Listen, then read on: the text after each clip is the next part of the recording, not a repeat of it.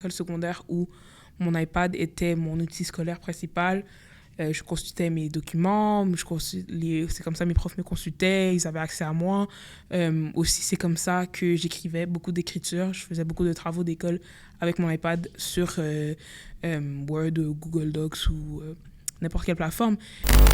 Je sors un peu de la discussion, mais ça revient comme, je pense, dans mon opinion, une obligation aux élus de faire quelque chose. Comme c'est quand même, comme on parle d'éducation, l'éducation, ça tombe aux élus provinciaux, puis c'est quand même un aspect du bien-être des jeunes, puis de la future, puis de assurer qu'ils sont bien éduqués, sont en train de bien apprendre le matériel, puis en train de bien engager le matériel.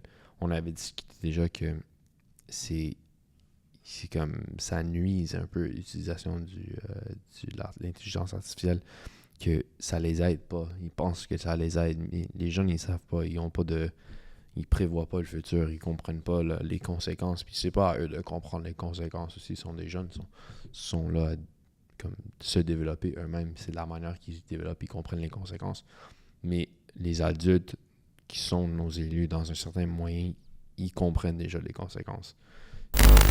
Parce que je remarque souvent qu'on va avoir la tendance pour ce qui est des enjeux des jeunes de ne pas trop de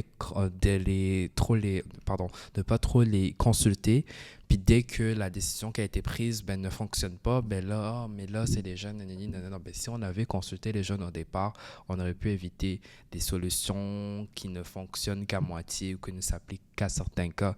Donc je dirais que c'est une discussion à avoir avec, oui, nos élus, des experts, mais aussi de permettre aux jeunes qui vivent cette réalité-là, d'avoir au moins une place à la table de discussion.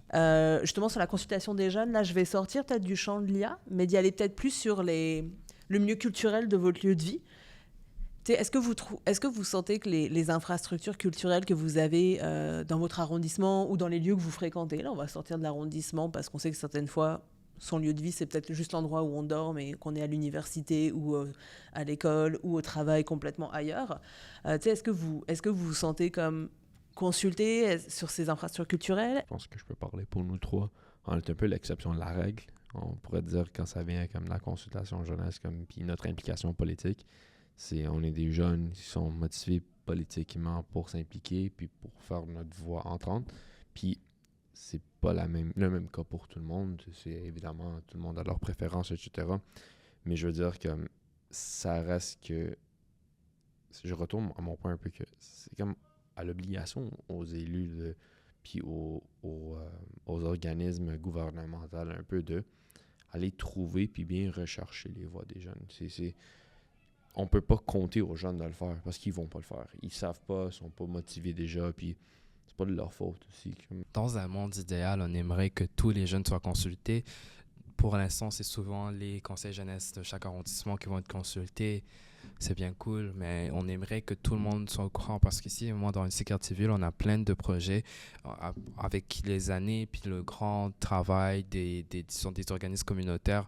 On fait connaître des divers projets qui sont installés dans l'arrondissement, mais les jeunes ne se sentent pas interpellés, donc ils vont être là parce qu'il y a de la pizza, ils vont être là parce qu'il y a de la bouffe qui est donnée. Donc, tu sais, de tout le temps trouver des choses qui fonctionnent bien, donc de ramener des jeunes, d'avoir des prix, d'avoir des personnalités que les jeunes aiment, là, ça nous permet de porter un plus grand message, puis de donner de plus d'importance et de crédibilité à ce que, oui, on veut parler à la jeunesse. Voilà, on le fait en ramenant tel artiste, en ayant tel porte-parole, en, oui, ramenant de la pizza, oui, on aime manger la jeunesse, en ramenant tel prix.